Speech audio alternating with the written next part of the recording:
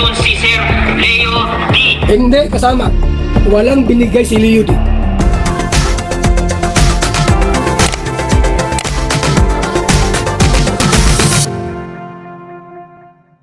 Hello guys! Welcome back to my channel, and for today's topic, eto nga, grabe ang ating revelasyon. Grabe ang tunay na ugali ni Nanay Hansel. Maraming nadismaya sa ganitong pagkakataon yung resulta ng kanilang ginagawa. Batid nyo naman kung ano yung mga ginawa po nila, yung pagka-comment nila. So sa pagkakataon ito, malalaman natin ang katotohanan. At meron po tayong ipapanood na video. Sa pagkakataong ito ay patuloy tayo na solid na susuporta kay Kuya Val at kay Kalingap. Grabe, ang daming revelasyon.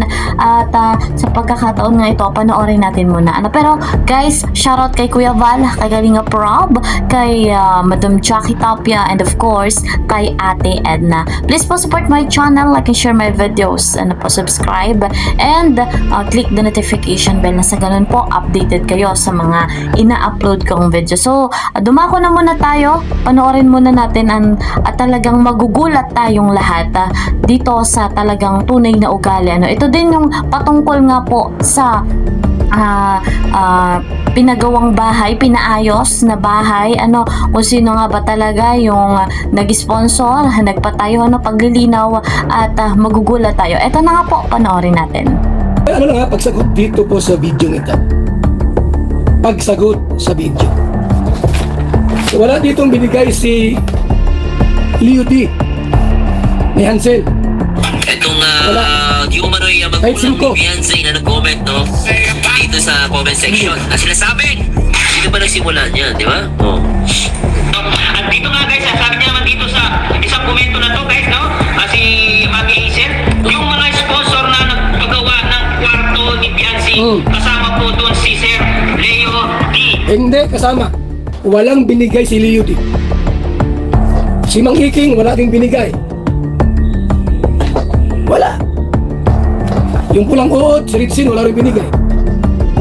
Ako, binigay ko 153,000 pesos. Kumuha lang po ng simento, nagpaalam naman sa inyo. Ba't kailangan pang sabihin sa mga tao na kumuha kami ng simento? Hindi ko sinabi sa inyo po kung magkano ang ginastos ko dyan, yung pagod ko. Hindi ko sinasabi sa inyo kung magkano ang ginastos ko. Yung pagod. Okay, na-vlog ko. Pero hindi trending. Walang views na 100,000. Mahina. Kasi hindi views ang habol ko dyan. Hindi views ang habol ko dyan. Pagtulong. May views o wala, yung pagtulong ko diretso man yan. Actually po, kita ko mag-content ng reaction, may views. Ito paano? 20, 50, okay, walang gastos. Ito yung views nito, tama lang. 50,000. Magkano nakita no? Tapos yung aking mga karpintero man, susumbatan mo, nagkuha yan ng semento, yun para sa aming kusina, kinuha nila.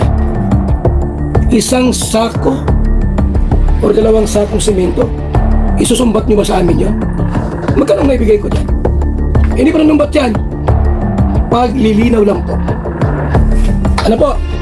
Kasi po yung paggawa ng kusina ay yun po ang gamit sa pagsemento ng kwarto ni Beyonce. Yun daw po ang paggawa ng bahay ni Beyonce, kwarto. Di ba may hollow blocks yun? Kinapos lang po ng parang 1 o 2 semento. Kinapos. Wala ako doon. Ang ginawa ng karpintero dahil may semento, nagkuha. Nagpaalam naman daw sila. Yun lang kinuha yun. Semento. Yung mga bubong dyan, iniwan ko sa kanila. Yung bubong na tinanggal, iniwan ko sa kanila. Hindi ko kinuha. Ayun po mga kaibigan, ito real talk lang ito, paglilinaw. Punto by punto. Walang halong panunumbat. Kasi may lumabas na video. Komento. Sagutin ko. Di ko bala. Sagutin ko lang. Yung bahay niyo po, yung lumang bahay ninyo, may tumira yung pinsan niyo po. Ni Hansel, sino kumuha ng yero doon sa bahay ninyong luma? May nakatira, pinsan ninyo. Anong ginawa ko po? Bumili ako ng 5 yero para wag siyang mabasa. At ang sabi nung nakatira, huwag yung paalisin nyo. Wawa naman. Yung hero daw po ay kinuha nyo, nilagay nyo sa baboy, kulungan ng baboy. Nakatira tao, pinsan nyo, yung hero tinanggal ninyo. Anong ginawa ko? Bumili ng hero. Tira ko yun. Hindi pa naman ba't yan? Sabi nung pinsan mo, sabi ko tayo, gagawin ko yung bahay mo. Ay, wag na Kuya Val. Hindi sa akin to. Ang sabi nung magulang ni Vince, mayroon ko rin ng 20,000. Pinsan niyo po yun. Magandang bahay ninyo. Okay na kayo. Natulungan kayo ng kalingap. Magandang bahay ninyo. Okay na. Bakit yung bahay ninyong sira, bulok na? Ibininta nyo ng 20,000 sa pinsan ninyo. Hindi ko maisip bakit di pa nagawa yun. Ayan, sir. Tanong ko lang po sa inyo. Pinsan nyo, kapatid ni Mian na nasa Hong Kong. Kawawang tao. Ba't nyo ay pinagbilang 20,000 yung bahay ninyong lumat bulok na? Bakit po? Eh, kayo naman magay okay na. May pira naman na kayo. Maganda ng buhay ninyo, may tindahan na kayo. Eh, sana po yung bahay nyo, binigay nyo na lang sa pinsan nyo. Tanong ko lang naman yun. Tanong ko lang naman. Bakit nyo po binigay yung o ba't nyo po ipinagbili yung bahay yung 20,000? Ayan, sir. So guys, mga kalingap, napanood natin yung video ni Kuya Val Santos Matubang kung saan ay binigyan niyang linaw, pinaliwanag niya ang katotohanan kung saan eto nga daw pong si Sir Leo D ay wala nga daw pong ambag dun sa pagpa-repair, pagpapaayos ng bahay ni Dalaga. Ano po, binigyang diin, at wala nga daw po kahit anong gawin nila, wala daw pong binigay na ambag etong si Sir Leo D dun sa pagsasaayos.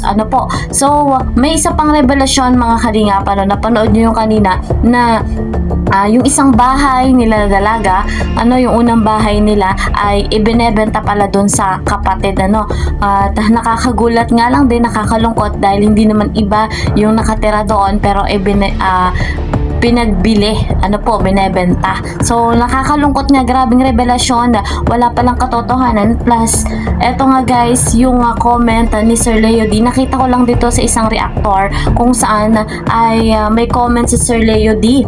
Ang sabi niya dito, Kuya Val,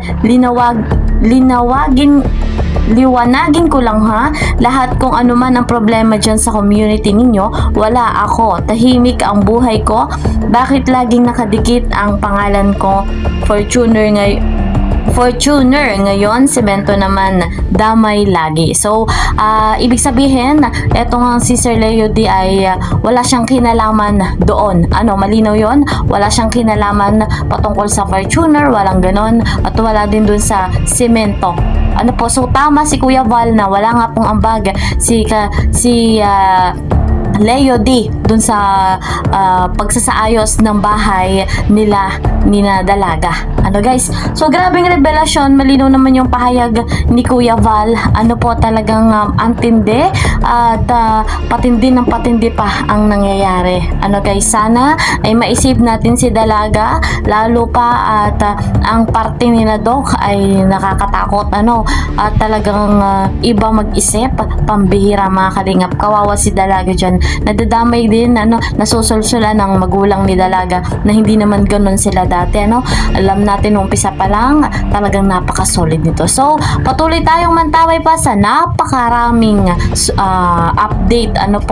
So lalo na at sinakalingap Rob ay nakauwi na, abangan natin na ang mangyayari. So hanggang dito na lamang po muna. Bye bye.